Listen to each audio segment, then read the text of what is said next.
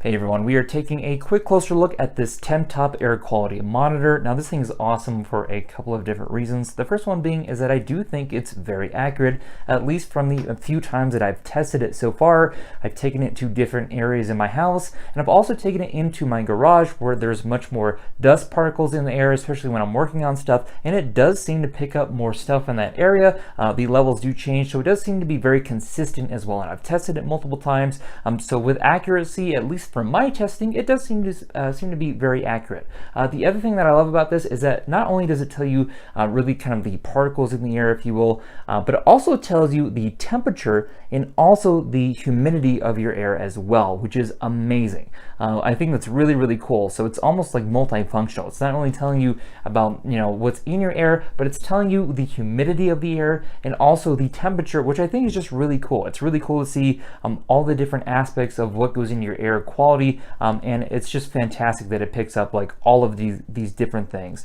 And how to use it is super simple. You have the power on button here. The device itself is also chargeable. There's a little port right here for it. It basically just kind of takes in air from this side port and then comes out this other one, and it does the testing, of course, inside the device. Now on the front here, you can change the I can kind of do that for you real quick. You can change the different settings here. There's a few different ones. I don't know if you can see the letters kind of switching there. Right now, this is kind of like the smart mode, if you will. It's the first one. Seems to be the best one. I've just kind of left it on that one, and it works pretty well. But these other modes, you can actually have it doing its thing intermediately. So for example, if you wanted it to test it every couple of hours, every few hours, it'll do that, and you can change it depending on what you want or just how you want to play around with it. I've generally just kind of kept it on this first setting. Seems to work really well for me. Also says that my air quality right here is good. It shows you your battery percentage up here at the top left. Also another cool feature is that the back is actually magnetized. So if you want to stick this onto your fridge, you definitely can.